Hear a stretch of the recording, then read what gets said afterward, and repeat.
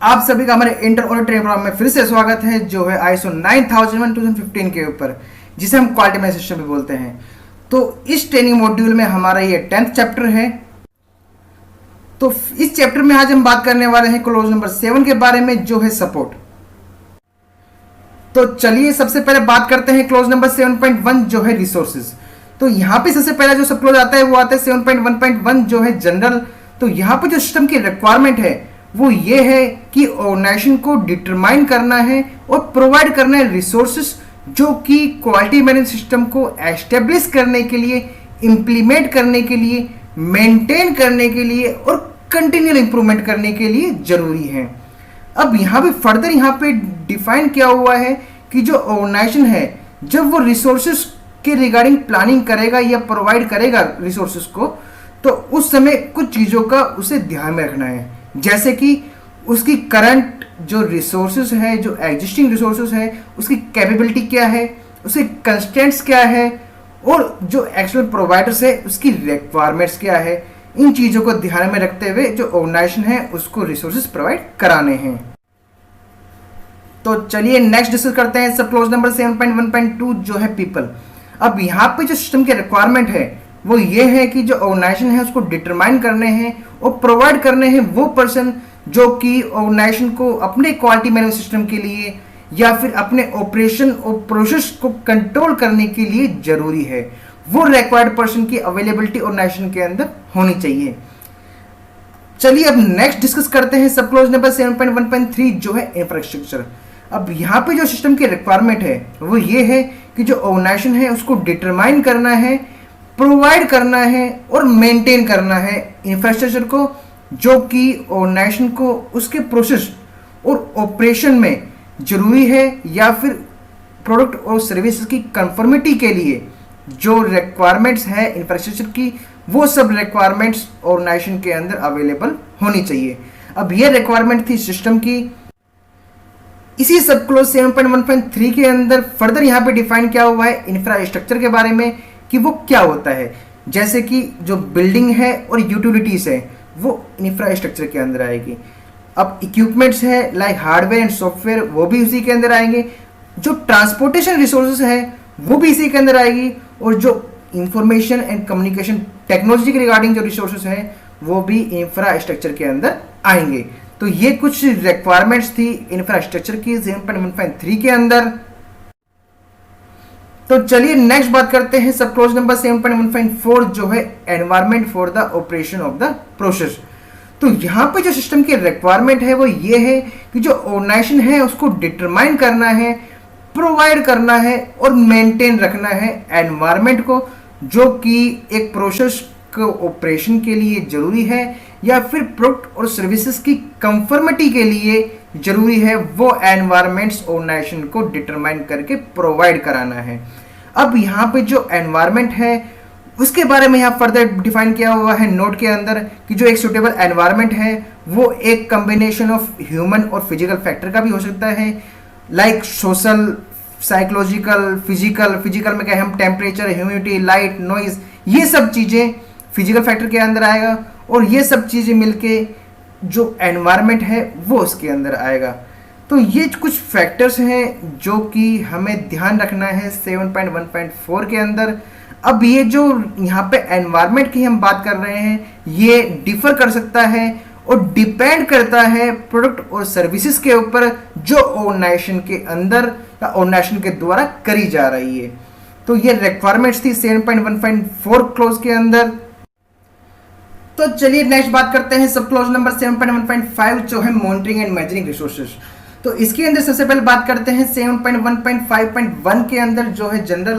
तो यहाँ पे सिस्टम की रिक्वायरमेंट है वो ये है कि जो ऑर्गेनाइजेशन है उसको डिटरमाइन करना होगा और प्रोवाइड करना होगा वो मेजरिंग रिसोर्सेज जो कि ऑर्गेनाइजेशन को उसके रिजल्ट को चेक करने के लिए या रिलायबिलिटी को मेजर करने के लिए काम में आता है। इसके अलावा यहाँ पे फर्दर डिसाइड किया हुआ है, डिफाइन किया हुआ है कि जो ऑर्गेनाइजेशन है उसको मॉनिटरिंग एंड मैनेजिंग रिसोर्सेज को मेंटेन तब रखना है अगर वो प्रोडक्ट की और सर्विसेज की रिक्वायरमेंट की कंफर्मिटी को वेरीफाई कर रहे हैं, तो उस समय में ये जो 7.1.5 की रिक्वायरमेंट है उसमें एप्लीकेबल हो जाती है। अब इसी में further monitoring and managing resources के रिगार्डिंग कुछ रिक्वायरमेंट्स है ऑर्गेनाइजेशन के लिए जो हम फर्दर स्लाइड्स में देख लेते हैं। अब इस सब क्लोज 7.1.5.1 के अंदर फर्दर यहाँ पे डिफाइन किया हुआ है कि जो ऑर्गेनाइजेशन ने monitoring and measuring resources provide कराई थी वो मॉनिटरिंग एंड मेजरिंग रिसोर्सेज उसके स्पेसिफिक टाइप ऑफ यूजिंग के लिए सुटेबल होनी चाहिए। मीन्स जिस एक्टिविटी के लिए हमने रिसोर्सेज प्रोवाइड की है वो रिसोर्स उस एक्टिविटी के लिए सुटेबल होनी चाहिए और सफिशिएंट होनी चाहिए। इसके अलावा जो मॉनिटरिंग और मेजरिंग रिसोर्सेज है उसको प्रॉपरली तरह से मेंटेन भी रखना है जिससे उसकी जो इफेक्टिवनेस है जो फिटनेस है वो कंटिन्यूली सही रहे। इसके अलावा यहाँ पे जो फर्दर रिक्वायरमेंट निकल के आ रही है कि जो ऑर्गेनाइजेशन है उसको डॉक्यूमेंटेड इंफॉर्मेशन मेंटेन करना है और रिटेन रखना है जो कि ये डिफाइन करेगा कि जो मेजरिंग रिसोर्सेज है वो प्रॉपरली फिट है और एज पर डिफाइंड यूज है। एक तरह से यहाँ पे हम बात करें तो यहाँ पे जो सिस्टम की रिक्वायरमेंट है वो यहाँ पे कैलिब्रेशन की रिक्वायरमेंट है जो मॉनिटरिंग एंड मेजरिंग रिसोर्सेज के लिए करनी है। तो चलिए नेक्स्ट सब क्लोज तरफ बढ़ते हैं जो है 7.1.5.2 जिसे हम मेजरमेंट ट्रेसेबिलिटी कहेंगे। अब यहाँ पे जो स्टैंडर्ड है वो ये डिफाइन करता है कि ये जो रिक्वायरमेंट है ये उन ऑर्गेनाइजेशन के लिए है जो कि मॉनिटरिंग एंड मेजरिंग रिसोर्सेज को यूज करते हैं। अब नेक्स्ट जो यहाँ पे ये डिफाइन किया हुआ है ये उन ऑर्गेनाइजेशन के लिए इसलिए जरूरी है क्योंकि ये ऑर्गेनाइजेशन को कॉन्फिडेंस देती है कि जो मेजरमेंट रिजल्ट आया वो वैलिड है। अब यहाँ पे फर्दर इसके अंदर कुछ रिक्वायरमेंट है स्टैंडर्ड की, वो ये है कि जो ऑर्गेनाइजेशन कैलिब्रेशन एक्टिविटी कर रहा है या वेरिफिकेशन कर रहा है मेजरिंग इक्विपमेंट का एक स्पेसिफाइड इंटरवल के ऊपर या फिर यूज करने से पहले वो एक मेजरमेंट स्टैंडर्ड के बेस पे होना चाहिए। एक मेजरमेंट स्टैंडर्ड इंटरनेशनल भी हो सकता है या नेशनल स्टैंडर्ड भी हो सकता है, उससे ट्रेसेबल वो जो कैलिब्रेशन हो रही है या वेरिफिकेशन हो रही है वो होनी चाहिए। इसके अलावा जो ये स्टैंडर्ड है वो ये कहता है कि सपोज हमारे पास कोई इंटरनेशनल या नेशनल स्टैंडर्ड नहीं है कैलिब्रेशन या वेरिफिकेशन के लिए, तो उस समय में जो ऑर्गेनाइजेशन है वो खुद ही उस मेजरमेंट मेथड को डिफाइन कर सकती है, लेकिन वो जो मेजरमेंट मेथड होगा वो एक तरह से डॉक्यूमेंटेड होना चाहिए जो कि ये डिफाइन करे कि जो इक्विपमेंट है या मेजरिंग इक्विपमेंट है वो किस तरह से कैलिब्रेटेड या वेरीफाइड हुआ है, और वो सब चीज़ों की ऑर्गेनाइजेशन को एक डॉक्यूमेंटेड इंफॉर्मेशन रिटेन करनी है। ये रिक्वायरमेंट है 7.1.5.2 के अंदर। इसी सब क्लॉज में फर्दर यहाँ पर रिक्वायरमेंट ये है कि जो मॉनिटरिंग एंड मेजरिंग रिसोर्सेज हैं वो प्रॉपरली आइडेंटिफाइड होना चाहिए। आइडेंटिफाइड होना चाहिए इस वे में कि जिससे कि उसका जो करंट स्टेटस है वो हमें पता लग सके कि वो यूज करने के लायक है या नहीं है, मीन्स ओके है या एनजी है। इसके अलावा यहाँ पे जो फर्दर रिक्वायरमेंट है वो ये है कि जो मॉनिटरिंग एंड मेजरिंग रिसोर्सेज है वो सेफगार्ड होना चाहिए एडजस्टमेंट से या डैमेज से या डिटोरेशन से, जिससे कि जो उसका रिजल्ट आ रहा है वो डेविएट ना हो अपने एक्चुअल रिजल्ट से। अब इसी में फर्दर यहाँ पे कंडीशन बेस एक रिक्वायरमेंट दी गई है 7.1.5.2 के अंदर कि यहाँ पे ऑर्गेनाइजेशन को एक्शन प्लान डिफाइन करना है या एक्टिविटी डिफाइन करनी है उस कंडीशन में जब कि उस ऑर्गेनाइजेशन को या पर्टिकुलर काम करने वाले बंदे को ये लगता है कि जो रिजल्ट है वो वैलिड नहीं है, या फिर अगर हम ये कहें कि कैलिब्रेशन या वेरिफिकेशन करते समय अगर किसी बंदे को ये लग रहा है कि जो इंस्ट्रूमेंट है या इक्विपमेंट है वो सही काम नहीं कर रहा है, तो उस कंडीशन में हम उस ऑर्गेनाइजेशन को या काम करने वाले बंदे को फर्दर क्या एक्टिविटी करनी है कि सपोज वो मेजरिंग रिसोर्सेज पहले जिस पार्ट के लिए यूज हुआ है उन पार्ट को कैसे हैंडल करना है, ये सब चीजें 7.1.5.2 के अंदर रिक्वायरमेंट में डिफाइन की गई है। तो चलिए नेक्स्ट डिस्कस करते हैं सब क्लॉज नंबर 7.1.6 जो है ऑर्गेनाइजेशनल नॉलेज। अब यहाँ पे जो स्टैंडर्ड की रिक्वायरमेंट है वो ये है कि जो ऑर्गेनाइजेशन है उसको डिटरमाइन करना है कि कौन सी नॉलेज है जो कि उसके पर्टिकुलर ऑपरेशन के लिए, पर्टिकुलर प्रोसेस के लिए, पर्टिकुलर प्रोडक्ट या सर्विसेज के लिए जरूरी है, और उसके बाद ऑर्गेनाइजेशन को कंफर्म करना है कि वो जो रिक्वायर्ड नॉलेज है वो उसने मेड अवेलेबल करा दिया है उस ऑर्गेनाइजेशन के अंदर। अब यहाँ पे फर्दर यहाँ पे रिक्वायरमेंट निकल के आ रही है कि सपोज यहाँ पे कुछ चेंजेस होते हैं रिक्वायरमेंट में, मीन्स नॉलेज के रिगार्डिंग कुछ चेंजेस होते हैं ऑर्गेनाइजेशन के अंदर, तो वहाँ पे जो ऑर्गेनाइजेशन है उसको अपनी करंट नॉलेज को देखना है, फिर उसको ये देखना है कि जो रिक्वायर्ड नॉलेज क्या है, फिर उसको ये देखना है कि जो रिक्वायर्ड नॉलेज वो कैसे अचीव करना है और फिर उसको वो रिक्वायर्ड नॉलेज है वो प्रोवाइड करानी है। तो ये रिक्वायरमेंट थी 7.1.6 के अंदर। इसी सब क्लोज में फर्दर यहाँ पे ऑर्गेनाइजेशनल नॉलेज के बारे में बात की गई है कि जो ऑर्गेनाइजेशनल नॉलेज है ये वो नॉलेज है जो कि स्पेसिफिकली उस ऑर्गेनाइजेशन के लिए है। इसमें यहाँ पे फर्दर यहाँ पे डिफाइन किया गया है कि जो ऑर्गेनाइजेशनल नॉलेज है वो दो तरीके से आ सकती है। एक तो आ सकती है इंटरनल सोर्स से, एक आ सकती है एक्सटर्नल सोर्स से।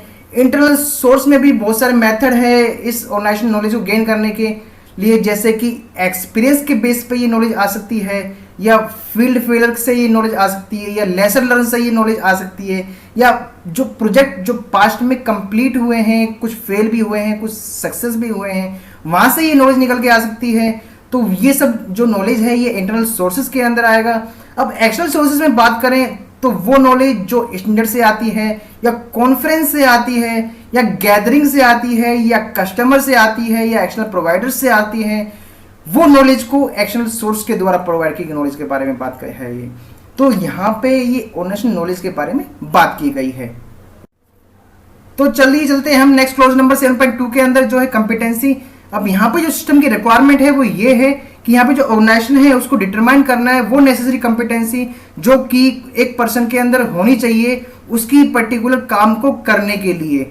वो काम जो कि क्वालिटी मैनेजमेंट सिस्टम की इफेक्टिवनेस और परफॉर्मेंस को इफेक्ट करती है। इसके अलावा यहाँ पे जो ऑर्गेनाइजेशन है उसको ये एंश्योर करना है कि जो पर्सन कंपिटेंट है वो एजुकेशन, ट्रेनिंग या एक्सपीरियंस के बेस पे प्रॉपर है या नहीं है। इसके अलावा अगर ऑर्गेनाइजेशन को ये लगता है कि जो काम करने वाला बंदा है वो कंपिटेंट नहीं है तो उसको प्रॉपरली ट्रेनिंग देनी है, एजुकेशन देनी है जिससे कि वो कंपिटेंट हो जाए और उसके बाद उसका इफेक्टिवनेस भी मॉनिटरिंग करनी है।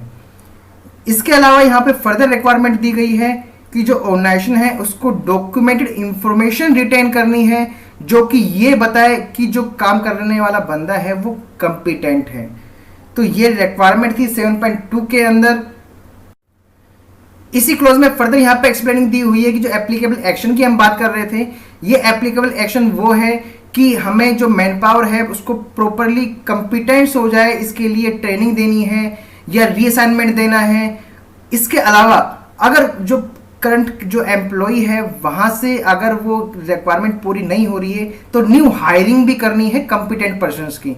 तो ये कुछ एप्लीकेबल एक्शंस थे जो करने हैं 7.2 के अंदर एक ऑर्गेनाइजेशन को कंपिटेंस मैन पावर प्रोवाइड करने के लिए। तो चलिए डिस्कस करते हैं नेक्स्ट क्लॉज नंबर 7.3 जो है अवेयरनेस।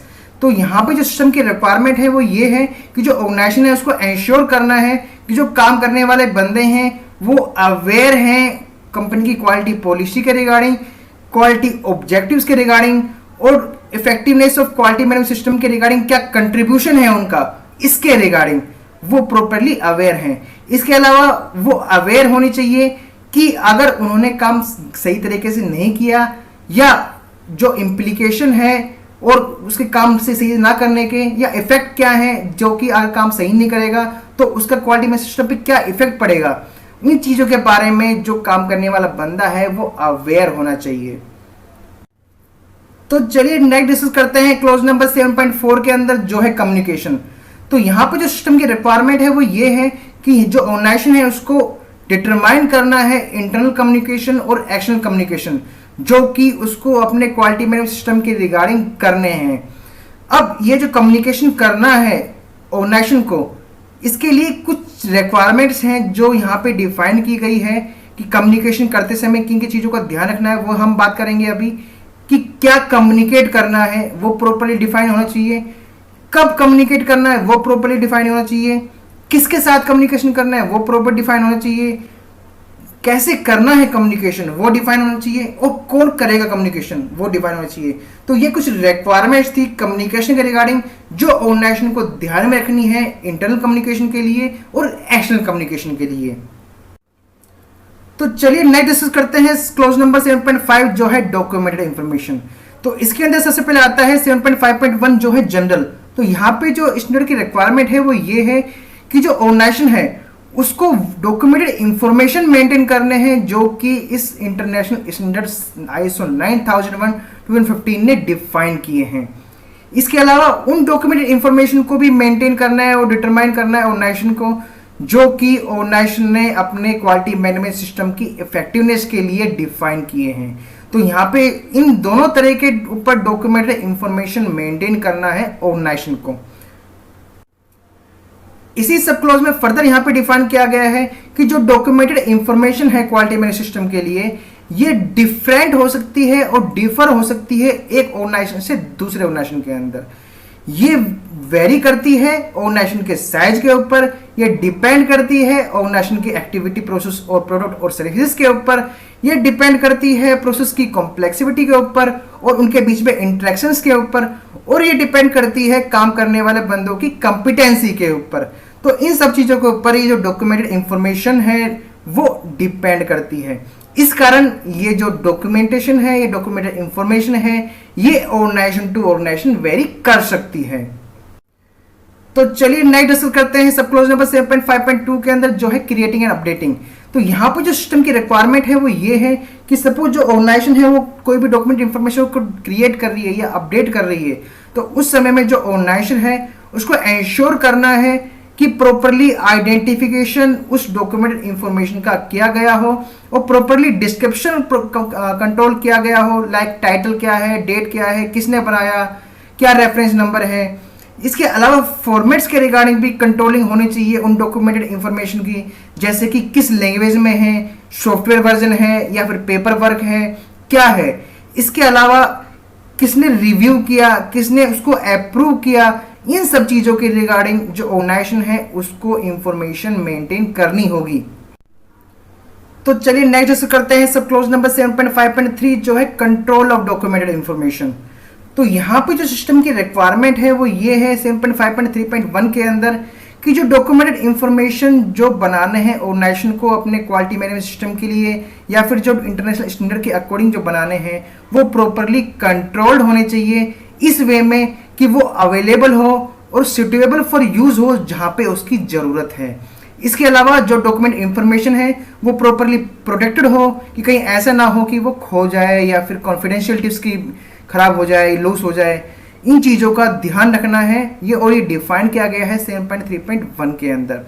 इसके अलावा 7.5.3.2 के अंदर जो ये डिफाइन किया गया है कि डॉक्यूमेंट इंफॉर्मेशन को कंट्रोल करते समय जो ऑर्गेनाइजेशन है उसको एड्रेस करना है कुछ एक्टिविटीज़, जैसे कि उसका डिस्ट्रीब्यूशन, उसका एक्सेस, उसका रिट्रीवल, उसका यूज। इसी सब क्लॉज नंबर 7.5.3.2 में फर्दर यहाँ पे डिफाइन किया गया है डॉक्यूमेंटेड इंफॉर्मेशन को कंट्रोल करने के लिए कि स्टोरेज एंड प्रिजर्वेशन को भी यहाँ पे ध्यान में रखना है, जिससे कि डॉक्यूमेंटेड इंफॉर्मेशन है उसकी लेजिबिलिटी अच्छे तरीके से रहे, प्लस में जो चेंजेस है उसको भी कंट्रोल वे में कंट्रोल करना है। इसके अलावा जो डॉक्यूमेंटेड इंफॉर्मेशन है उसको रिटेंशन और डिस्पोजिशन का भी ध्यान रखना है हमें डॉक्यूमेंटेड इंफॉर्मेशन को कंट्रोल करते समय। इसमें फर्दर यहाँ पे डिफाइन किया गया है कि जो डॉक्यूमेंटेड इंफॉर्मेशन है एक्शनल ओरिजिन से जुड़े हुए या एक्शनल डॉक्यूमेंटेड इंफॉर्मेशन जो है उन डॉक्यूमेंटेड इंफॉर्मेशन को डिफाइन करना है ऑर्गेनाइजेशन को कि कौन से डॉक्यूमेंटेड इंफॉर्मेशन कंट्रोल करने हैं, और डिफाइन करने के बाद ऑर्गेनाइजेशन को कंट्रोल करना है जिससे कि उसके क्वालिटी मैनेज सिस्टम पे उसका एक गलत इंपैक्ट ना पड़े। तो ये रिक्वायरमेंट थी 7.5.3.2 के अंदर। अब फर्दर 7.5.3.2 के अंदर यहाँ पे डिफाइन किया गया है कि वो डॉक्यूमेंटेड इंफॉर्मेशन जो कि कंफर्मिटी ऑफ द प्रोडक्ट को एविडेंस कर रहे हैं या डिफाइन कर रहे हैं कि सपोज प्रोडक्ट का जो इंस्पेक्शन रिपोर्ट हो गया, उन डॉक्यूमेंटेड इंफॉर्मेशन को ऑर्गेनाइजेशन को प्रोटेक्ट करना है इस तरह से कि वो चेंजेस ना हो सकें। इसके अलावा यहाँ पे फर्दर यहाँ पे डिफाइन किया गया है एक्सेस के बारे में कि हम कैसे एक्सेस कर सकते हैं, कैसे कंट्रोल कर सकते हैं डॉक्यूमेंटेड इंफॉर्मेशन को, कि सपोज कोई डॉक्यूमेंटेड इंफॉर्मेशन है उसको हम ओनली रीड ओनली कर दें, हम कुछ डॉक्यूमेंटेड इंफॉर्मेशन को हम इस तरह से कंट्रोल कर दें कि वो चेंजेस का भी यहाँ पे कंट्रोल हो जाए।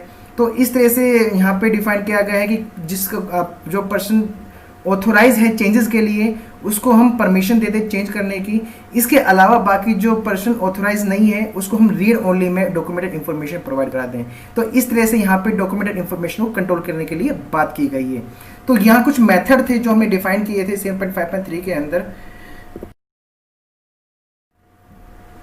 तो चलिए हम आज के इस चैप्टर को यहीं पे समाप्त करते हैं और समाप्त करने से पहले मैं आपको बता दूं कि हमने आज के इस चैप्टर को बनाने के लिए ISO 9001, ISO 9000 और इंटरनेट की हेल्प से हमने आज का चैप्टर कंप्लीट किया है। धन्यवाद।